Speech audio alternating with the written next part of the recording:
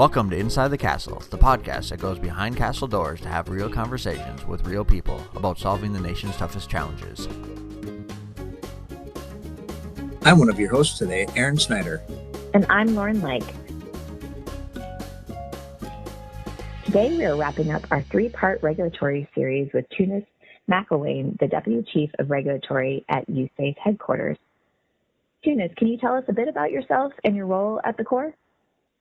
Sure. I'm originally from Northwest Indiana, so I grew up in a rural area that is close to Chicago, about 40 miles outside of Chicago. I'm a graduate of Indiana University, so I'm a double Hoosier from Indiana and went to Indiana University. I've been with the Corps for 23 years this year, all of which have been in regulatory. I've worked in 5 different districts and 3 different divisions. I started with the Louisville district, and most recently, before I came to headquarters, I was with the Honolulu district. But a majority of my career has been in the regulatory program in the Jacksonville district field office in Fort Myers. Some folks do ask about my name. So the name Tunis is a family name. It gets dug up every couple hundred years and somebody gets stuck with it. So it was my turn. The original Tunis was a larger-than-life mountain man kind of figure who fought in the Revolutionary Wars. That's the reason why it's been handed down and why I was given the privilege. That's a really interesting history on the name. Kind of exciting to actually have a name that has that history behind it and being the family name. So that's super cool. And I'm probably not going to hold it against you that you're a double Hoosier. We'll move on from that because we've worked together for some time now. And I know you're doing some great things with the regulatory organization, which makes me wonder, like, how does regulatory fit into the Corps' overall mission set? You know, a lot of times I think folks think of the Corps as, you know, the ones that build infrastructure, but then we also have this critical regulatory mission. Can you tell us a little bit about that? Sure, that's a great question. So the regulatory program is very much part of the Army and part of USACE. So the Chief of Engineers' priorities are our priorities. In terms of how we're structured in headquarters, we sit within Operations and Regulatory Division. So the main thing that is different from our workload than the rest of the Army Corps of Engineers Civil Works is we review the work of others. So we are not reviewing Corps projects. We do not regulate ourselves. We are regulating projects that others propose to construct that fall within our jurisdiction. So I guess to sum that up, we review construction projects by others that involve regulated activities that fall within our jurisdiction, which would be navigable waters, their tributaries, and adjacent wetlands. So as you can imagine, we're a very visible component of USACE since we review projects by others, and then we also coordinate with outside agencies. So the regulatory program is committed to protecting the nation's aquatic resources and navigation capacity while allowing reasonable development through fair and balanced decisions. So, Tunis, you mentioned that the regulatory mission area is a very visible component of the Corps, and we often see this in news articles and things like that as regulations change under different administrations and different organizations over time. So can you talk about how the regulatory staff has to remain flexible with all the updates and changes to the regulations? I know, for instance, waters of the U.S. have been, that specific rule has changed over time. And so how do you all, as a missionary of the Corps, deal with all these changes? You're correct in that our program is going through an unprecedented rate of change. I would say we deal with it as a team. You know, here in headquarters, we work together as a team, and then we work with divisions and districts. We try to kind of look at things from a scientific approach and figure out tools that we can use to remain flexible. It's a lot to keep track of in the last year. You mentioned waters of the U.S. In the last few years, we've had changes related to what constitutes our jurisdiction, which is waters of the U.S. The water quality certification that EPA has, that rule has changed, and that affects our programs. A lot of our permits need water quality certification. Our nationwide permits have changed. The National Environmental Policy Act has changed. All of this is unprecedented. These are things that have been in place. Most of these the 4-1 rule, for example, was in place for 50 years. As far as how we deal with it, we've got great folks. We do ask a lot out of our folks. We've got a dedicated team throughout the regulatory program that's passionate about what we do and effectively serving the regulated public. So I guess in short, the shortest answer is teamwork, how we adapt most effectively.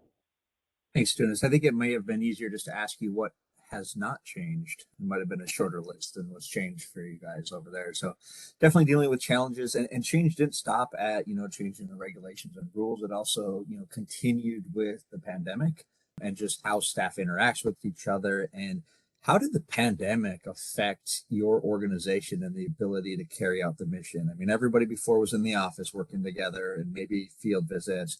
Now everybody was working from home for a while. How did you guys deal with that?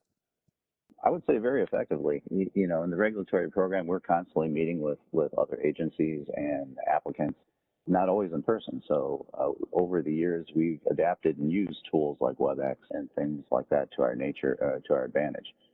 Usually regulators are also serving on PDTs within the Corps and often very much not in the same location. I feel like we adapted quickly and we've done very well. And if anything, I think our rate of communication has improved. We were able to schedule more meetings in a day because we're not traveling. The downside to that is it's easy to overschedule. We try to work with folks not to get stressed out and make sure they're taking time for themselves and not just working all the time. But I would say it was an easy transition for us, both in headquarters and the field. We're using the technology that's available to allow us to telework to the maximum extent possible. But I will say there are some instances where there's no substitute for meeting somebody face to face and talking through rough issues, and there's no substitute for good old fashioned field work. So those two things did suffer a little bit over the last few years. We're back to being able to travel and get out in the field. So I'm really proud of the regulatory program as a whole and how we've adapted to the challenge of working remotely. You talked about the adapting that you all did during the pandemic, and now we know that regulatory is doing an organizational refresh to help be better prepared for the future and what might come.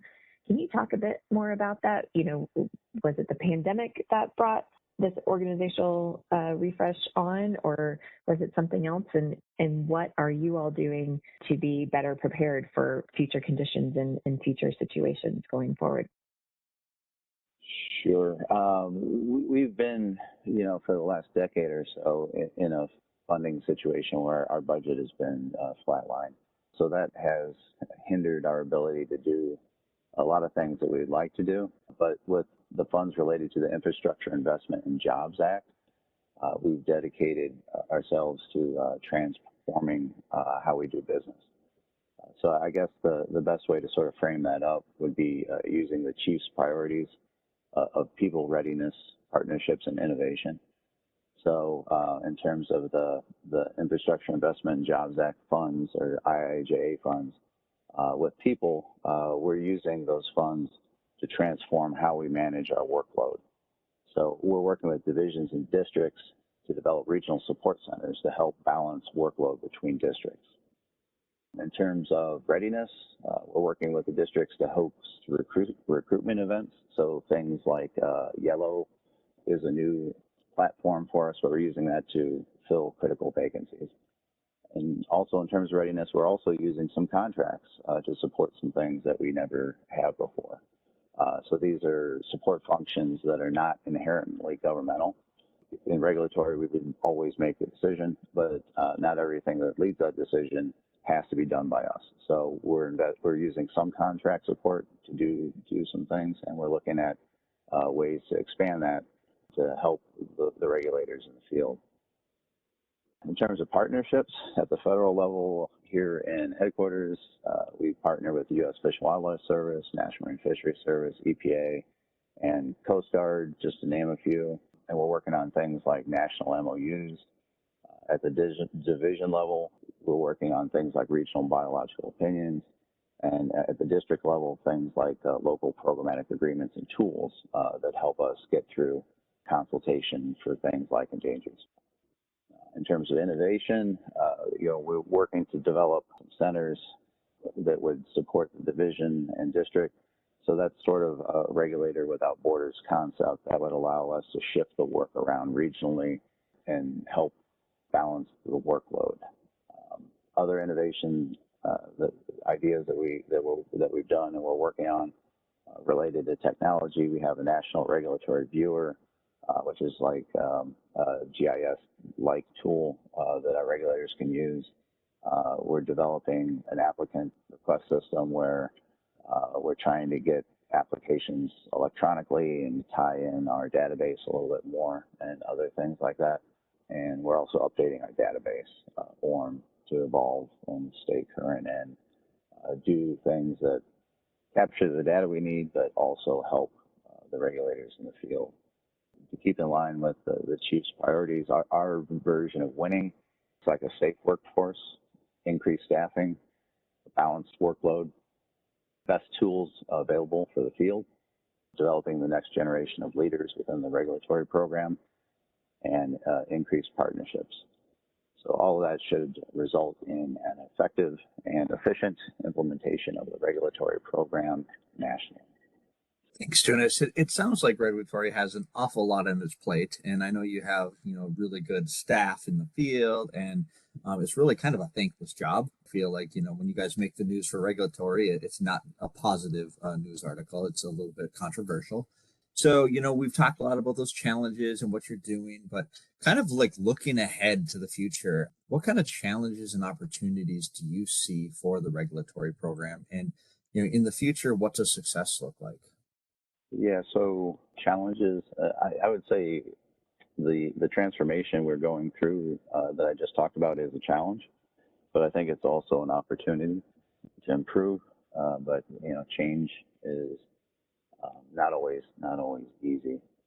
So I think the biggest challenge for the program moving forward is to, I think, deliver the program that Congress intends us to deliver, not necessarily the program that we think needs to be delivered. We're a passionate program. We feel strongly about protecting the aquatic resource, and we have ideas about how we personally may feel it should be delivered.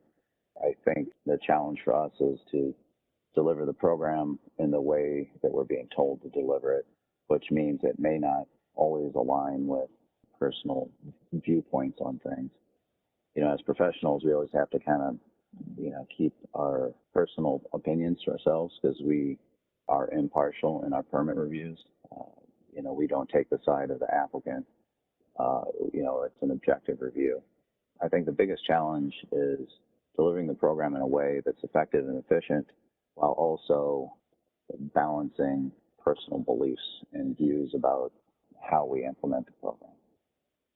So we're about at the end of our time today, but wanted to ask you if you had anything else to add. And, as an aside, I know both Aaron and I have visited Hawaii, so we have the question on why you moved from Hawaii back to the mainland. And did you leave Hawaii to go to DC? Because I might question your judgment on that one. Yes, I did. I moved from the Aloha state to what some have called the anti-Aloha state. In all seriousness, I did enjoy my time in Hawaii. It was always meant to be a term assignment, so it was never a long-term assignment. The folks out there were great. I think I learned a lot about different perspectives while I was there and what it means to relate to people as people. So I personally learned a lot, worked with a great team of regulators out there. But in terms of why, it was just a career evolution. So that's what led me to headquarters and the ability to give back. So I've been in this program for 23 years, and it's been pretty good to me. And I feel like working with headquarters, I've got an opportunity to help shape the future of the program. and that's something that's important to me. That's how that transition occurred. No, that sounds good. That sounds like a good reason to relocate. Did you have anything else you wanted to add? I do miss Hawaii. Yeah, I could understand, especially during the winter, I'm sure, those dark and dreary winters. As far as adding anything else, I stand in awe of the folks in the regulatory program daily. The team in headquarters is fabulous. We turn around things in short order that I never would have thought possible. It's informed, and it helps keep the program on track. In terms of the folks in the field, there's a lot of work being done daily. You mentioned projects that are priority, or that end up being in the news. Those are just a few projects, and they don't capture the amount of work that's done just daily out there. So I want to say thanks to all the regulators in the field that may be listening to this. I appreciate everything you've done, and I do understand that we ask a lot out of our regulators. A lot of folks have a lot of decision-making authority at very low levels, and they get a lot of pressure from folks to do things that may not be in line with our program. Our project managers daily are trying to make good decisions and are oftentimes being influenced or trying to be influenced while they do it. So it's I just want to give a shout out to the folks in the field that are implementing the program and do so daily.